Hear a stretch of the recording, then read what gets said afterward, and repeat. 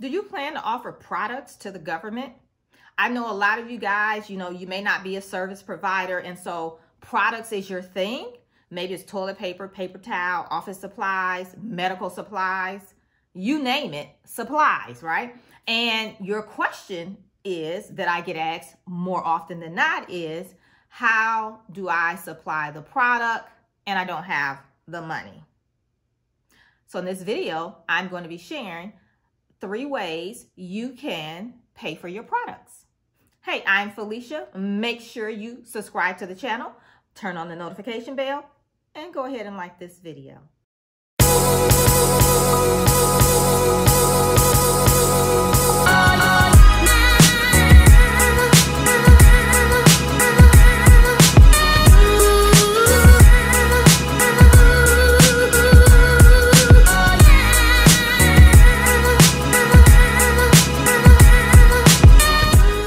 Many of my clients use one of the strategies I'm going to share with you on how to get your products.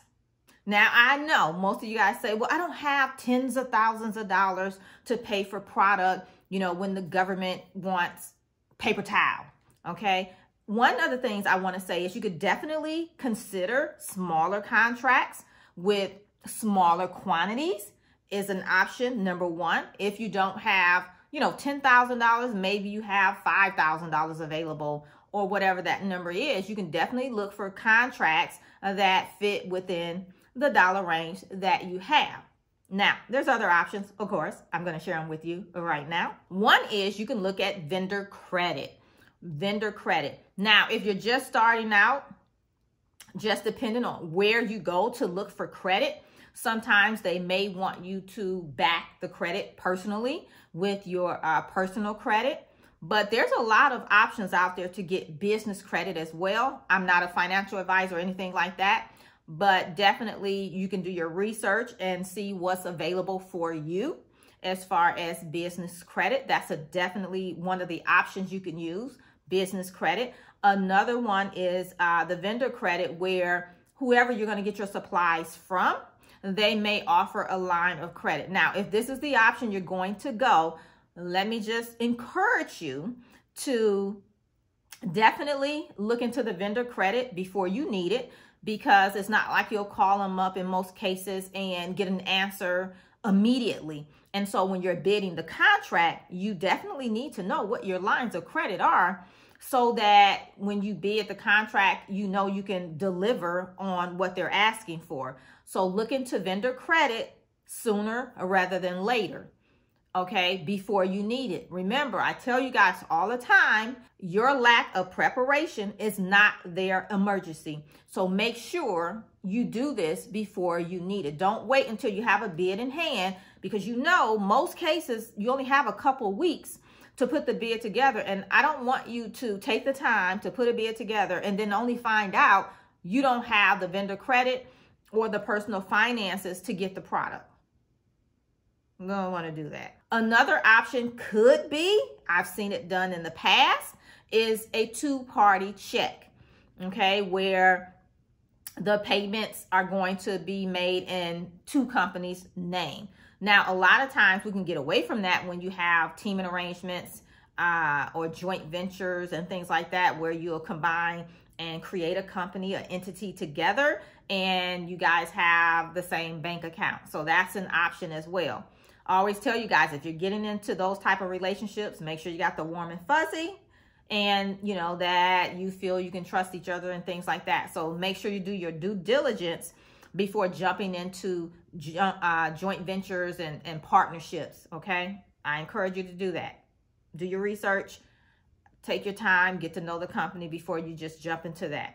A third option is you could have a joint bank account. So you can have a joint bank account just like you do it personally with you and someone else. 2 businesses, you guys can have a joint bank account. Banks are different. So again, I'm not a financial advisor. Check out your banks, see what options they have available for you, or whatever bank you guys are going to use.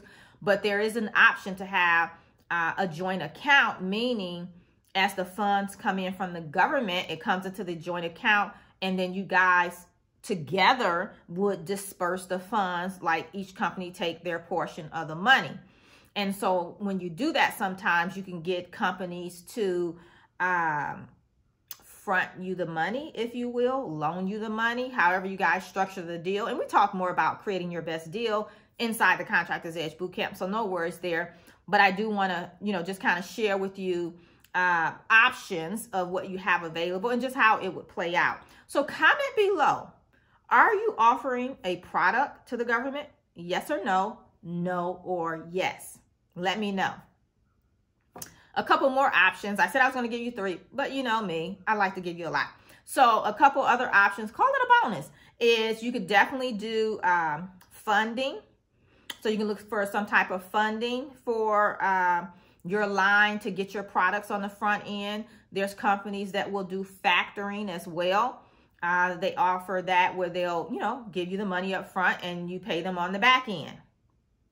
So there's options. You have options. Whatever you're going to use, do your due diligence, do your research, and just pick the option that works best for you at that time. Whatever you pick doesn't mean that you have to stick with that same method every time. One of the things I teach my students in the boot camp is we look at every opportunity individually, and then we decide what's the best strategy moving forward. What is the best option for you at that particular time that will give you the best shot at winning the contract? So when you're looking at vendor credit and these various options, I want you to do the same thing. Of course, go ahead and set them up as far as seeing what you can get, but you don't execute on it until you need it.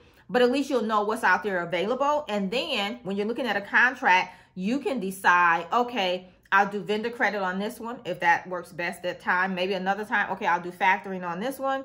Or, oh, this is great for me and this company over here that we can joint venture on, partner, or whatever. So you have to be able to decipher and look at each opportunity individually and see what works best for you as it relates to the contract before you and the resources you have available at that time.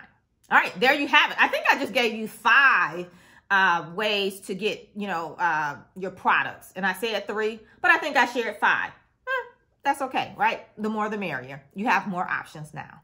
Now, if you need help, maybe you know what product you're going to offer. Maybe you don't. I don't know. But you need help with learning how to bid the contracts. And maybe, what we talked about here, you want to go more in depth with that. You need help. You want your support as you go through this journey of getting your first few contracts done and have a roadmap that's laid out for you to help you through that and be able to ask me questions about your particular contract. Check out the Contractor's Edge Bootcamp over at firstbiddonefast.com. We'll put the link down below. We go all into the bidding process, how to write your proposal, solicitations, all the things you need to get your first bid done fast. Okay, so check it out. And remember, you're just one contract away. Just one. One contract will change the game if you stay consistent. Let me tell you my quote. So here it is. Consistency builds momentum, and momentum builds cash flow. If you stay consistent, you will get to the finish line. And if you join the Contractor's Edge Bootcamp, you'll have my help to get to the finish line faster. All right?